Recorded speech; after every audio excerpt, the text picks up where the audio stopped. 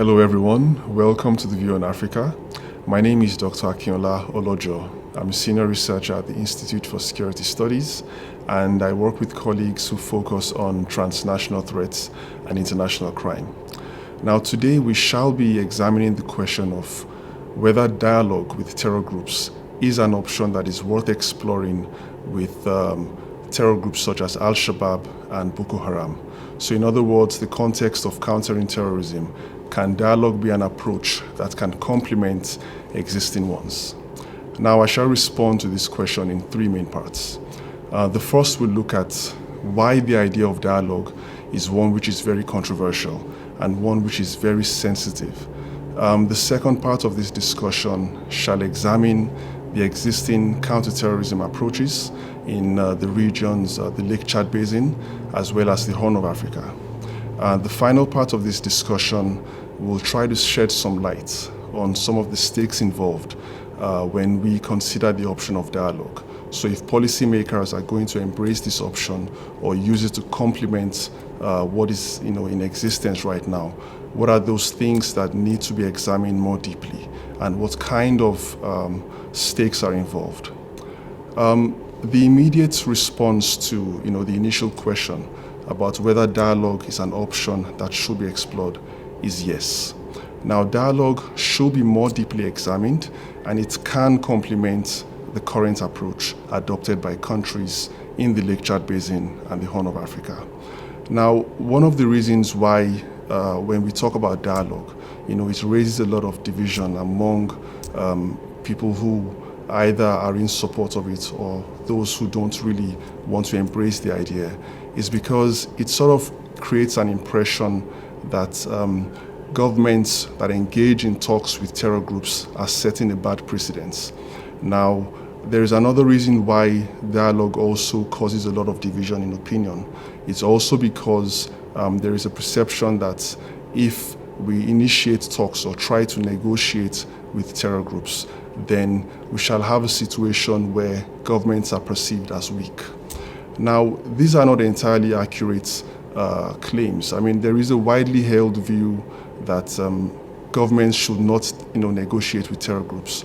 But when governments decide to explore this option, it actually reflects on them the idea that they are willing to engage in a non-conflictual exchange with an opposing party, and that they actually prioritize the human security of communities that they represent.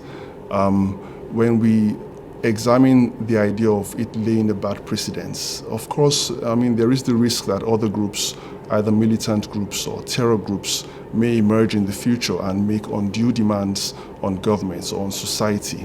But then again, it should not prevent governments from exercising the political will to try and break the deadlock that exists between them and terror groups. Now, when we examine the existing counterterrorism approaches, particularly when we look at the Horn of Africa and the Lake Chad Basin, we find that there are entities such as the Multinational Joint Task Force in the Lake Chad Basin, comprising countries like Nigeria, Niger, Chad, and Benin. We see also a similar trend in the Horn of Africa, where we have the African Union Mission in Somalia, comprising countries like Somalia, Kenya, Uganda, Djibouti. We see that these entities have actually been locked in protracted battles against groups like al-Shabaab in the case of the Horn of Africa. In the case of the Lake Chad Basin, we see that the MNJTF has been involved in several battles against Boko Haram and the Islamic State West Africa province. Now, what we find is that these approaches, while they have, they offer some utility and they've helped to an extent to try and manage the problem in those regions, but we haven't quite seen the kind of peace which communities are yearning for. We find that sometimes even these approaches, which are heavily anchored on the use of force, have not quite produced the results which governments themselves desire. And it raises the question of whether or not these approaches should be revised, or at least have other approaches to complement them. And this is where the option of dialogue emerges. we find that when we look at AMISOM in the Horn of Africa, at some point, AMISOM had an approximate 22,000 uniformed personnel in the country. We also see that around $1 billion was incurred on an annual basis. Now, these are huge financial burdens on countries in Africa as well as Western donors. It raises the question of whether or not this is sustainable. Is it something that can be carried on endlessly? Do we see any end in sight in terms of the investments, the massive investments in the Lake Chad Basin with the MNJTF, for instance?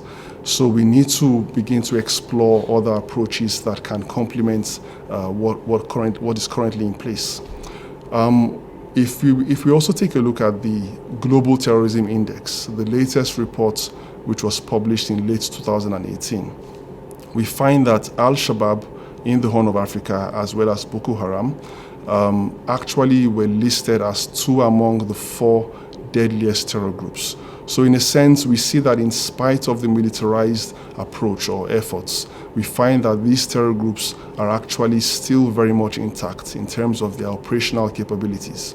We see that, in fact, in some cases, there is an upscale in terms of the attacks. We see increase in fatalities. We see that sometimes even the breakaway faction of Boko Haram, which is the Islamic State West Africa province, still engages in very daring assaults on military bases, on troops, and even civilians.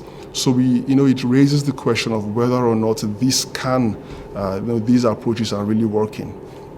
Now, if we go beyond these current approaches, if dialogue is to be explored, a number of things need to be considered. One has to do with the fact that we must understand, or at least gain a better understanding of the ideological objectives of the terror groups. Already a lot of research has been done, but then I think there is a lot that can still be understood, a lot of insight which needs to be gained. This calls for not just research by scholars, but also engagement with local communities. Communities that are affected by the attacks, and also a mix, a combination of entities in society. For instance, those who are familiar with the ideological drivers, the religious organizations, and more specifically Islamic clerics. We have to consider women groups. We must engage with civil society organizations.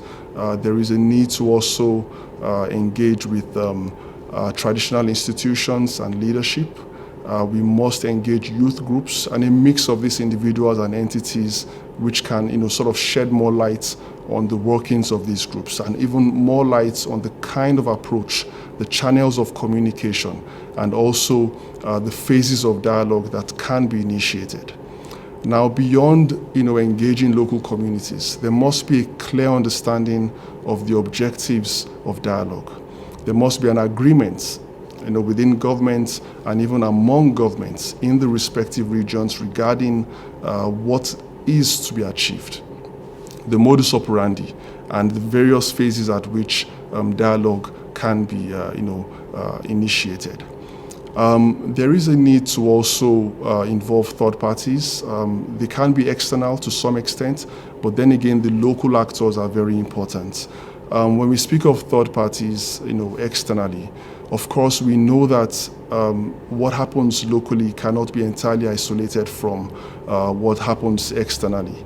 So we see that, for instance, the US has been involved in airstrikes in recent years. We've experienced an upscale, actually, in terms of the airstrikes on al-Shabaab targets in the Horn of Africa. But then again, the airstrikes have not really yielded the results which we desire. It has somehow been counterproductive. So the kind of endorsements of airstrikes can be rechanneled, to focus on seeking a political solution to the crisis in Somalia.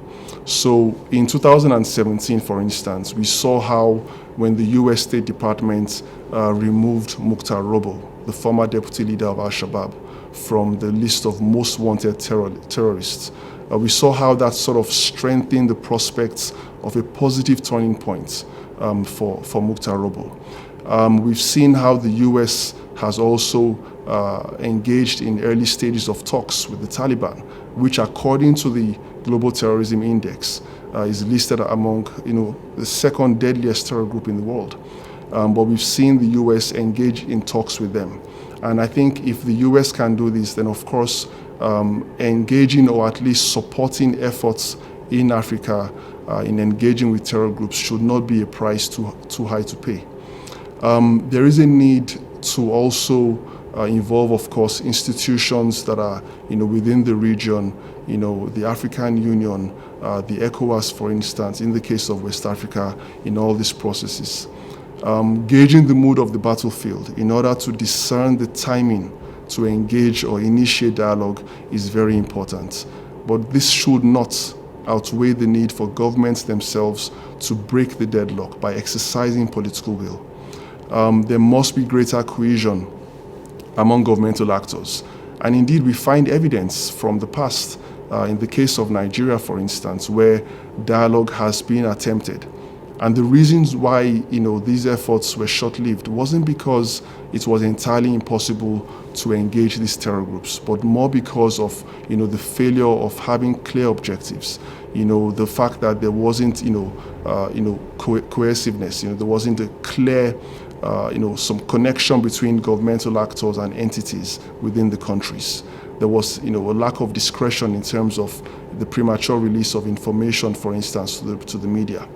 So all these issues regarding political differences and the weak cohesion among governments must be resolved. Dialogue is not in any way the silver bullet that will resolve or end terror. But then again, it's an approach that can be more deeply explored. And it's one which, a lot of political will be required for governments to be able to at least begin to examine it and engage communities. And I think one thing is very clear, it's the fact that in order to better manage the problem of terrorism on the continent, we must understand that it will not be resolved on the battlefield. There must be multiple levels of management, and dialogue is definitely one of them, one of those approaches that can be adopted in this complex situation. Thank you.